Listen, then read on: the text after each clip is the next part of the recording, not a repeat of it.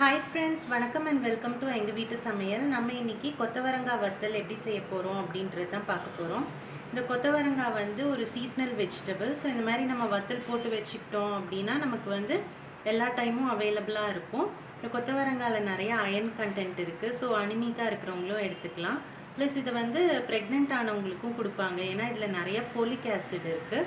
So வந்து pregnancy அப்போ யூஸ்வலாக இப்போல்லாம் வந்து டாக்டர்ஸ் ஃபோலிக் ஆசிட் டேப்லெட் கொடுக்குறாங்க.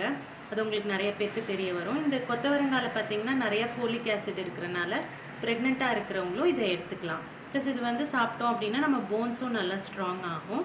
ஸோ இந்த மாதிரி வெஜிடபிளை அடிக்கடி வந்து நீங்கள் உங்களோட உணவில் சேர்த்துக்கோங்க. இன்றைக்கி நம்ம கொத்தவரங்காய் வச்சு எப்படி வத்தல் செய்யலாம் அப்படின்றத பார்ப்போம் வாங்க. கொத்தவரங்காயை நல்லா ரன்னிங் வாட்டரில் வாஷ் பண்ணிக்கோங்க.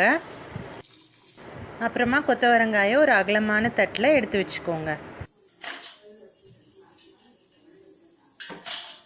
ஒரு பெரிய பாத்திரத்தில் நம்ம வந்து தண்ணி ஆட் பண்ணிக்கணும். இதில் தான் நம்ம கொத்தவரங்காயை போட்டு வேக வைக்க போகிறோம். அந்த தண்ணியில் ஒரு கைப்பிடி அளவு கல் உப்பை சேர்த்துக்கோங்க.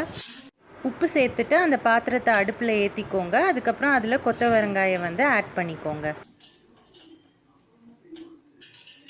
அடுப்பில் ஏற்றினோன்னு ஒரு 15 நிமிஷத்தில் கொத்தவரங்காய் நல்லா வெந்துடும். வெந்தோன்னு நீங்கள் அதை எடுத்து அந்த பாத்திரத்தை நல்லா குலுக்கிக்கோங்க. அப்போ தான் அந்த உப்பு தண்ணி எல்லா இடத்துலையும் நல்லா பரவி கொத்தவரங்காயில் நல்லா உப்பு இறங்கும். அதுக்கப்புறம் வெந்த கொத்தவரங்காயை ஒரு கண்ணுத்தட்டில் வச்சு நீங்கள் வடிகட்டி வச்சுக்கோங்க. தண்ணியெல்லாம் அப்போ தான் போகும். அப்புறம் அதை வெயிலில் காய வச்சுக்கோங்க. பெரும்பாலும் ஒரு 3 நாள் நல்லா வெயில் அடிச்சதுன்னா நல்லா காஞ்சிரும் வத்தல்.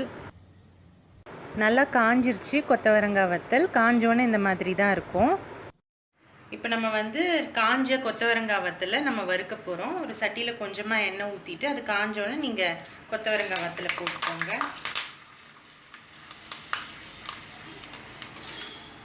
நிமிஷத்தில் வறுபட்டுரும். இது வந்து தயிர் சாதம், சாம்பார் சாதத்துக்கெலாம் தொட்டு சாப்பிட்டா ரொம்ப டேஸ்ட்டாக இருக்கும். சுவையான கொத்தவரங்காய் வத்தல் ரெடி ஆயிடுச்சு. நீங்களும் ட்ரை பண்ணி பாருங்கள். ட்ரை பண்ணிவிட்டு உங்களோட ஃபீட்பேக்கை எங்களுக்கு கமெண்ட்ஸாக போஸ்ட் பண்ணுங்கள். இந்த வீடியோ உங்களுக்கு பிடிச்சிருந்ததுன்னா லைக் பண்ணுங்கள், ஷேர் பண்ணுங்கள், சப்ஸ்கிரைப் பண்ணுங்கள். மறக்காமல் பெல் பட்டனையும் டேப் பண்ணுங்கள். அப்போ தான் எங்களோட ரெகுலர் அப்டேட்ஸ் உங்களுக்கு வந்து சேரும். தேங்க்யூ.